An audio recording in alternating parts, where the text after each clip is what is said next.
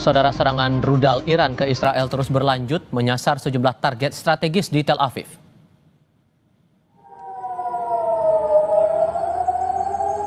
Sejumlah rudal balistik Iran kembali terlihat di wilayah udara Israel untuk merespons serangan Iran. Israel berupaya menembak jatuh rudal-rudal yang ditembakkan Iran. Sebelumnya, Garda Revolusi Iran memamerkan serangan rudal yang ditembakkan ke wilayah Israel.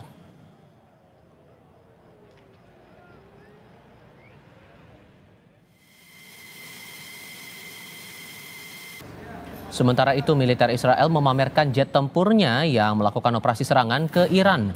Dalam video yang dirilis ke publik, Angkatan Bersenjata Israel tidak menyebut lokasi pangkalan udara tempat jet tempur yang menyerang Iran. Israel mengatakan ada 50 unit jet tempur yang dikerahkan dalam operasi berbasis intelijen terhadap target militer Iran di Tehran.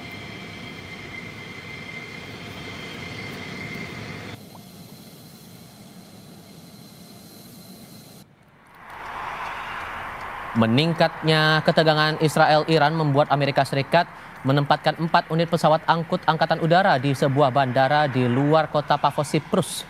Menteri Pertahanan Siprus mengatakan pesawat itu tiba di pangkalan angkatan udara setempat beberapa hari lalu. Diduga Amerika Serikat memindahkan 12 unit pesawat F-16 dari pangkalan Italia ke Prince Sultan di Arab Saudi.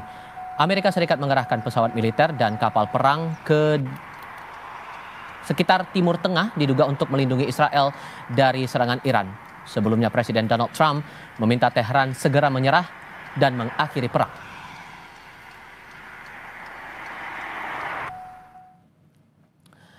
Perlu dipahami saudara, Iran dalam perang menghadapi Israel mengandalkan sejumlah pesawat lamanya seperti F-14A Tomcat, F-5E Tiger, F-4 Skyhawk, lalu ada Sukhoi Su-24, Mikoyan MiG-29 dan Chengdu F-7. Angkatan Udara Iran di atas kertas kalah kualitas dari Israel. Pesawat tempur Iran sejauh ini hanya terdiri atas 2 generasi. Terdiri dari generasi di era kekuasaan Wang Sapah-Levi diperoleh dari Amerika Serikat. Kemudian di era pasca revolusi diisi oleh pesawat dari Rusia dan Tiongkok. Di sisi lain, kekuatan Angkatan Udara Israel diperkuat jet tempur pesawat F-35I, F-15 dan F-16 yang telah mengalami modifikasi. Untuk pesawat tempur, Israel disokong sepenuhnya oleh Amerika Serikat.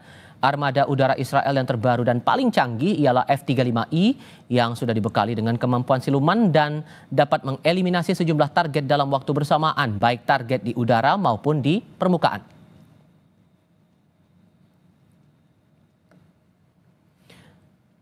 Lalu sejauh mana publik bisa membaca peta kekuatan Iran versus Israel ini? Apakah kedua negara punya kekuatan cukup untuk berperang atau berhenti di meja perundingan? Kami akan bahas ini bersama pakar pertahanan yang juga mantan pilot F-16 Marsma TNI Purnawirawan Agung Sasongko Jati dan analis wilayah Timur Tengah Hasibullah Satrawi. Assalamualaikum, selamat sore dengan Tifal. Apa kabar semuanya? Baik, Mas Tifa. Selamat sore, Mas Agung. Terima kasih semua sudah bergabung bersama kami.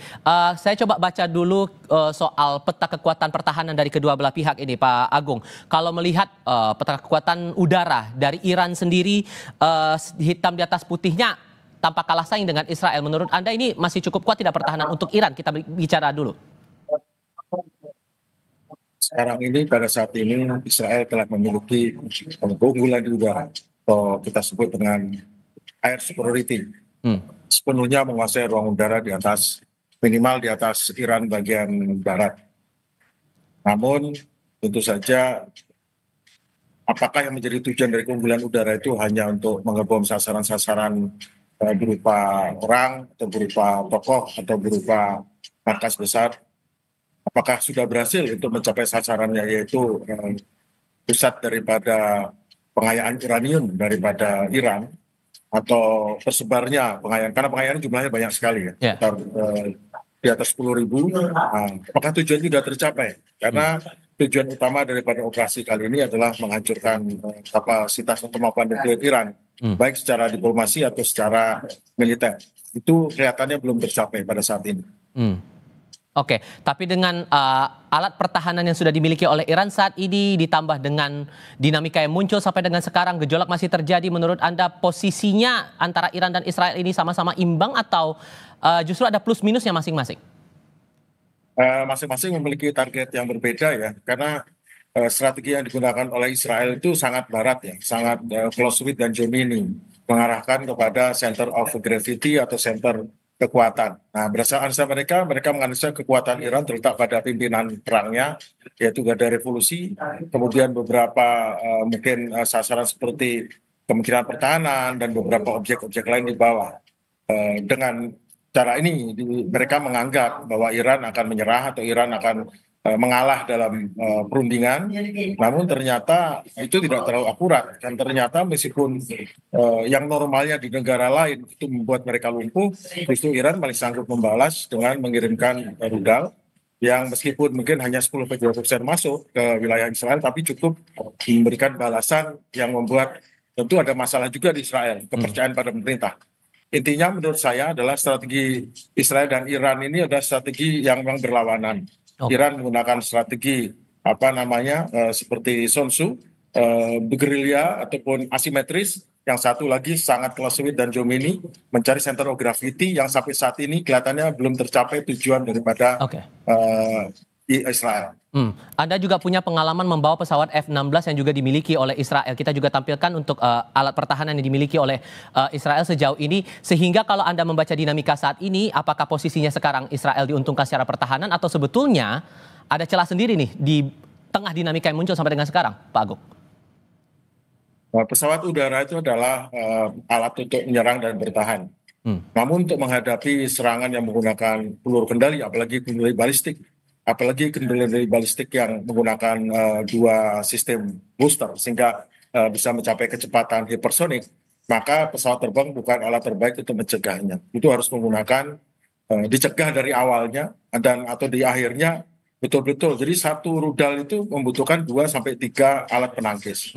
Dengan 2.000 rudal yang dimiliki oleh Iran, berarti harus ada 3.000 rudal penangkis. Nah, ini yang apakah cukup mempunyai persediaan rudal penangkis, itu yang jadi masalah besar. Jadi di bidang pertahanan kelihatan Israel juga nggak terlalu mampu untuk bertahan dari serangan rudal karena akhirnya tembus juga kan. Pak Hasib, begini, sudah ada perkembangan dari Amerika Serikat sudah menempatkan 4 pesawat angkut standby di Siprus sekarang kondisinya. Ditambah dengan kalau kita kaitkan dengan pernyataan Presiden Donald Trump sejauh ini dan G7 juga sudah menyuarakan pandangannya atas konflik Israel-Iran ini, sejauh mana ini akan berujung nanti? Ya, terima kasih Mas Agung. Saya di waktu yang cukup singkat ini, saya tetap ingin memulai dari empati kita semua kepada para korban dari kedua belah pihak, sembari berdoa semoga perang ini tidak berkelanjutan, menimbulkan penderitaan bagi kedua masyarakat sipil terutama. Mas Agung, Mas Tifa, kalau saya melihat dari perkembangan hari ke-7 ini, yang ditanyakan tadi, yang pertama memang di tingkat statement itu jauh lebih cooling down di hari ke-7, terutama kalau dibanding hari ke-6. Kita lihat dari ke-6 Presiden Trump terutama itu sampai pada tinggi-tingginya ancaman yang disampaikan. Tapi di hari ke-7 ini justru ada hal-hal yang tone-nya jauh lebih positif karena bahkan ada berita bahwa di antara timnya Iran dan Amerika Serikat kemungkinan akan berunding. Itu di tingkat wacana ataupun pernyataan, dan memang hari ke-7 ini Presiden Trump tidak mengambil kebijakan apakah akan bergabung dengan Israel atau tetap dalam posisi yang netral dalam tanda kutip walaupun tetap lebih dekat ke Israel. Tapi di tingkat lapangan saya melihat justru ada agresivitas yang jauh lebih tinggi. Misalkan serangan dari Iran itu yang menargetkan Tel Aviv dan beberapa kota lain yang itu menimbulkan dampak luar biasa, termasuk digunakannya roket-roket baru yang mempunyai kekuatan yang jauh lebih kuat dari sebelumnya. Nah, ini kondisi terakhirnya Mas Agung.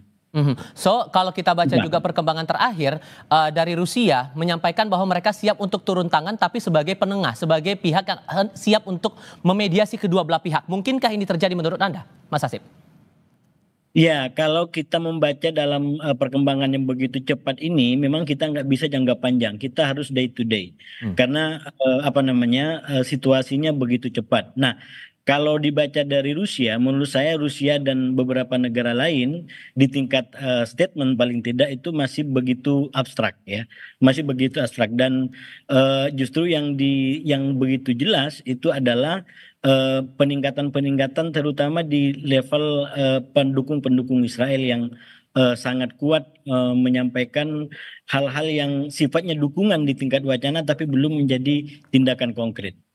Pak Agung begini, Israel sempat mengklaim bahwa kekuatan udara Iran sudah dilumpuhkan. Sejauh pandangan Anda atau analisis Anda, apakah kekuatan udara Iran sudah segera habis kondisinya sekarang? Nah itu yang betul. Sorry, ke Pak Agung. Oke, silakan Pak Agung. Oh ya, siap, betul. Karena keunggulan udara atau air superiority di tangan Israel membuat angkatan udara Iran tidak bebas bergerak di daerah Iran bagian barat. Namun kita perlu lihat ya bahwa apabila dua buah negara berhadapan, maka mereka menggunakan instrumen of national power ataupun instrumen kekuatan nasionalnya. Diplomasi sudah beradu antara pendukung Iran dan Iran sendiri dengan pendukung Israel dan Amerika. Kemudian secara militeri Israel sudah gerak, Amerika mengancam dengan diplomasi. Dan secara ekonomi jelas Iran sudah diberi sanksi yang berat. Sementara Israel juga ada sanksi dari beberapa negara yang disanksi pada Israel untuk terkait dengan apalagi dengan Gaza. Namun sebuah ini baik instrumen ekonomi, instrumen militer dan instrumen diplomasi itu semua diliput oleh instrumen informasional. Instrumen informasional ataupun perang informasi ini yang membuat sesuatu yang kecil menjadi besar, yang besar dikecilkan. Nah sekarang kekuatan daripada perang informasi atau instrumen informasional ini yang sedang beradu.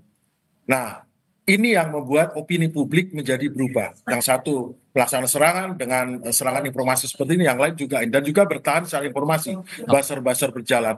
Nampaknya lihat di negara barat mereka selalu pro dan mengurangi, kelihatan Iran kurang, Israel besar. Kemudian sebaliknya pendukung Iran membuat sana kelihatan Israel tidak terlalu sukses, Iran sanggup bertahan. Bahkan bertahannya Iran, serangan Iran yang sukses 10-20% itu seolah-olah 100%. Sementara Israel yang menyerang mungkin cuma 50% jadi 100%. Akhirnya kita bisa melihat bahwa ini tetap bahwa diplomasi dan perang, semua komponen itu adalah hanya bergantian. Jadi militer dan diplomasi itu hanya bergantian cara. Karena memang perang itu alat sah untuk menyelesaikan konflik. Oke. Gitu.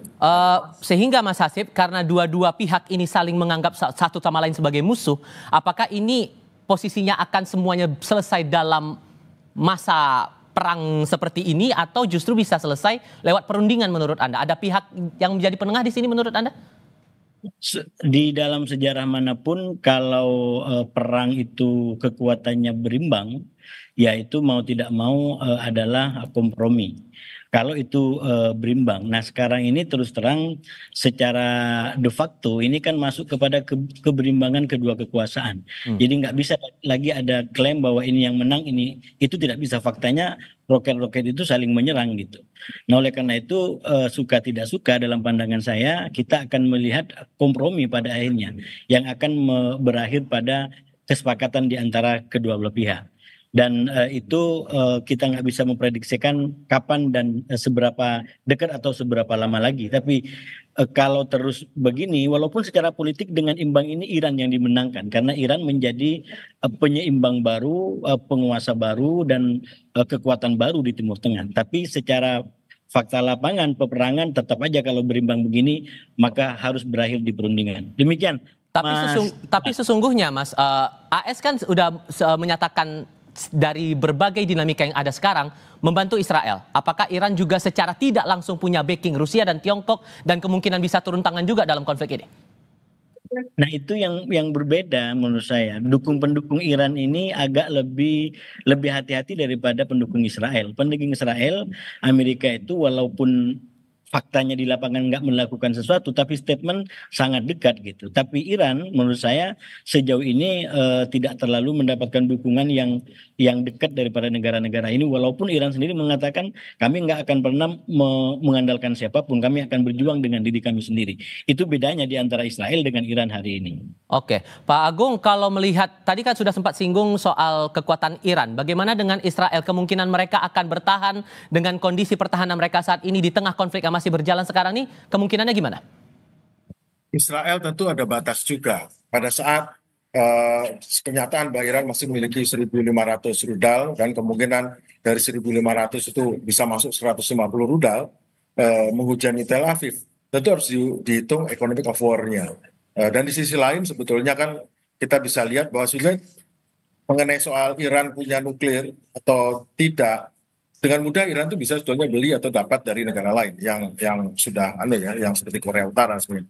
Namun ini masalahnya adalah Israel itu, pemerintahan Israel sekarang survive kalau dia bisa mengalihkan soal Gaza dengan yang lain, karena di Gaza sendiri dia sudah sangat degraded namanya, citranya. Sekarang dia perlu ada perang lain ataupun konflik lain yang membuat dia menjadi ada balance. Jadi ini semata-mata adalah perang, jadi perang secara fisik, perang secara diplomasi, perang secara ekonomi, dan perang secara informasional. Ini sudah diolah sedemikian rupa karena terus terang di soal Gaza, Israel itu makin lama makin nggak relevan lagi dia melaksanakan misinya. Dan dia harus stop itu. Nah, untuk menyetop ini harus ada suatu hal lain, yaitu konflik dengan Iran. Karena sesungguhnya inti daripada persoalannya adalah menyelamatkan rezim Netanyahu harus diselamatkan, dan juga selain Iran bukan sekedar untuk harga diri negara, tapi rezim yang ada sekarang juga harus menyelamatkan diri dengan bagaimana cara terbaik untuk mengatasi problem ini dengan militer, dengan diplomasi, dengan apa, sehingga dia oke di mata rakyatnya. Sama juga Netanyahu. Kalau Netanyahu masalahnya adalah lebih besar lagi, dia bukan hanya oke di mata rakyatnya, juga oke di mata dunia. Sebetulnya terus terang dari segi strategik Israel itu agak di bawah ini, dia agak sangat, karena genocide, pembantian orang itu kejahatan internasional dan itu tidak akan dilupakan. Citra Israel sebagai kumpulan orang-orang yang tertindas dalam Perang Dunia Kedua sekarang sudah berubah menjadi citra betul-betul tangan kanan penjajah, mewakili kolonialisme, mewakili kapitalisme, dan yang buruk-buruk ada di situ. Kalau Anda membaca sendiri Pak Agung, kemungkinan negara lain ikut turun tangan dalam konflik ini seberapa besar? Dengan banyak pernyataan sana-sini yang muncul, kemungkinan eskalasi bakal lebih besar, apakah akan terjadi dalam waktu dekat? Membaca pernyataannya saja dulu sekarang. War of attrition, perang atrisi. Pada saat perang besar sudah lewat, maka ada perang atrisi, perang gerilya atau perang ini. Sekarang diam-diam mungkin ada yang belum tahu ya, dari Pakistan sudah nyebrang itu peralatan senjata. Dan apakah kebebasan dari ruang udara bagi pesawat Israel itu akan bertahan selamanya? Belum tentu. Karena bisa saja secara diam-diam menyelundupkan 1, 2, 3 rudal ataupun peralatan sistem pertahanan udara yang dipasang di Irak, yang tahu-tahu secara diam-diam ditembakkan pesawat Israel. Pesawat Israel jatuh 3, 4, 5, 6 itu sudah merupakan kekalahan besar. Meskipun dia bisa menghancurkan 50 pesawat lawan, tapi dia jatuh 5 saja itu sudah masalah. Karena Israel terkenal sangat melindungi warganya, sangat ahli, sangat pintar, sangat cerdik. Tetapi kan sekarang sudah berubah itu. Dia ternyata nggak sehebat itu, nggak sebaik itu, nggak seideal itu, nggak secanggih itu juga. Ternyata bisa dihajar oleh Iran, yang Iran tanpa ragu-ragu menyerang Israel dan tanpa ragu menyerang pangkalan udara Amerika loh. Iran tuh dengan beraninya dan tidak takut. Nah, ini kekuatan baru di dunia, di Timur Tengah. Mas Hasib, saya harus singgung lagi masalah pesawat, 4 pesawat angkut angkatan udara dari Amerika Serikat yang masih standby di Siprus. Sehingga kemungkinan skenario apa yang perlu diantisipasi membaca kondisi yang ada sekarang ini? Iya, sekali lagi penentunya menurut saya adalah Amerika Serikat, terutama Presiden Donald Trump. Walaupun Donald Trump ini kan sebenarnya sekarang terjebak di antara komitmen dia untuk menjadi sebagai tokoh perdamaian, ingin menyelesaikan perang-perang yang sudah ada, mengingat perang-perang ini sudah terjadi sebelum dia menjabat, atau dia justru kembali kepada kebiasaannya menyerang gitu. Nah, ini yang menurut saya selain soal kepentingan ekonomi, bacaan-bacaannya ya, Amerika ada trauma tersendiri dengan perang lama yang diciptakan katakanlah di Irak, di Afghanistan, dan itu menunjukkan dampak ekonomi yang tidak ringan. Nah, saya melihat ini yang kemudian besar kemungkinan menjadi faktor Amerika dan terutama Presiden Trump sampai sekarang masih ragu apakah akan bergabung atau justru menjadi penengah untuk menyelesaikan perang ini dan sekaligus tiket menuju Nobel perdamaian yang diinginkan oleh ragunya lebih kecenderungan ke arah mana, Mas Hasib? Mas Hasib? Ya. Keraguan Anda itu lebih ke arah mana? Apakah aspek ekonomi yang juga dipertimbangkan, aspek politik, atau ada faktor lain sesungguhnya di sini? Dua-duanya menurut saya sekarang lagi berada di tengah. Bukan kita sebagai pembaca yang ragu, memang yang dibaca yaitu Presiden Trump yang sedang ragu. Makanya walaupun situasinya udah sangat darurat kemarin, kenyataannya belum ada keputusan yang diambil. Jadi ini juga menunjukkan bahwa perkembangannya sangat cepat dan Amerika sendiri masih mengkaji kemungkinan-kemungkinan yang ada. Anda sependapat juga Pak Agung di sini atau punya pandangan lain Pak? Jadi politiknya Donald Trump, politik Amerika itu sama. Jadi politik internasionalnya adalah kepanjangan daripada politik domestiknya. Di sana Trump itu berasal dari Republikan dan di sisi lain ada Demokrat. Keduanya bertentangan. Kalau Demokrat sangat liberal cenderung, kalau Republikan cenderung konservatif. Namun masalahnya dua-duanya sama-sama memiliki pendukung dari pro-Yahudi, pro-Zionis. Nah, ini masalah. Jadi Trump tidak mau kelihatan terlalu anti Israel. Semuanya kelihatan pro Israel, tapi pro Israelnya sejauh mana? Apakah pro Israelnya pro betul-betul sampai habis-habisan atau pro hanya mendukung sampai batas tertentu? Dan menurut saya Trump akan tidak mau habis-habisan karena dia sangat menghitung ekonominya. Contohnya, hampir semua agen-agen ataupun badan-badan seperti USAID, Voice of America, yang sebelumnya merupakan ujung tombak Amerika untuk memperluas demokrasi, memperluas hegemoni Amerika di bidang budaya dan di bidang pendidikan, itu dibasmi sama Trump. Karena apa? Karena meskipun mereka menjadi tulang punggungnya Amerika untuk menghegemoni dunia di luar militer, namun di sisi lain itu juga menyebabkan liberalisme yang akibatnya membuat orang malah cenderung pro-demokrat yang tidak liberal. Jadi dia mau itu tetap konservatif, tidak jadi demokrat, tidak menawarkan LGBT dan lain sebagainya. Jadi ada pertempuran domestik juga. Jadi kita nggak bisa melihat Amerika mendukung Israel karena pro-Israel, tidak. Itu mendukung Israel karena kaitannya ada politik dalam negeri Amerika yang terkait dengan simpati Israel. Dengan gejolak yang masih tinggi sampai sekarang, Mas Hasib, sesungguhnya Indonesia punya peran yang cukup strategis tidak? Mengingat posisi kita kan politik bebas aktif untuk masalah diplomatik atau luar negeri ini. Apakah memungkinkan posisi kita untuk menjadi penengah di sini?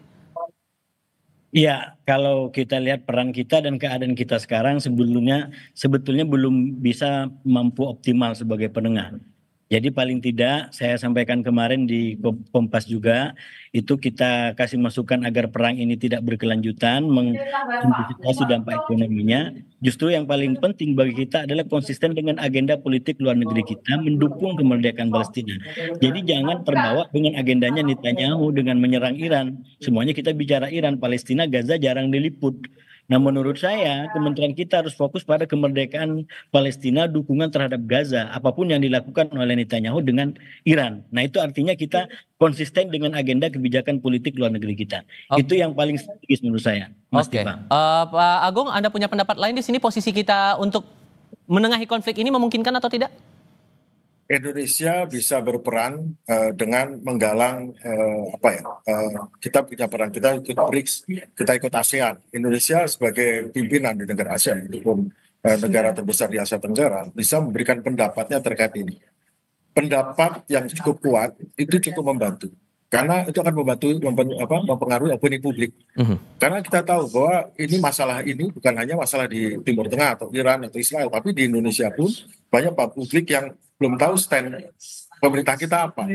Nah, dengan stand pemerintah kita itu akan mempengaruhi opini, dan opini itu penting. Kenapa? Karena terkait dengan ekonomi, terkait dengan suka dan tidak suka. Nah, itulah. Nah, sekarang yang penting adalah kita tetap harus mendukung Palestina. Dan untuk itu harus jelas itu. Kita harus ucapkan statement mendukung Palestina. Saya setuju dengan beliau bahwa Kementerian Luar Negeri kita ataupun kementerian lainnya harus jelas itu tegas mendukung Palestina. Dan kebetulan pada saat ini Palestina itu sudah dekat merdeka loh. Justru malah apa yang dikerjakan Israel malah membuat Palestina makin dekat dengan kemerdekaan. Ada sependapat juga ya Mas Hasib soal ini? Ya, menurut saya memang harus begitu cara kita bekerja. Jadi harus konsisten dengan kebijakan politik luar negerinya gitu, dan ke dalam jalan lebih kuat. Ya. Pak Hasibullah Satrawi dan Pak Agung, terima kasih banyak sudah berbagi pandangan bersama kami. Assalamualaikum, selamat sore semuanya. Waalaikumsalam. Berita lain hadir sebentar lagi. Peletakan karangan bunga di Makam Pahlawan adalah salah satu agenda kenegaraan Presiden Prabowo Subianto dalam kunjungannya ke Rusia selama 2 hari ini.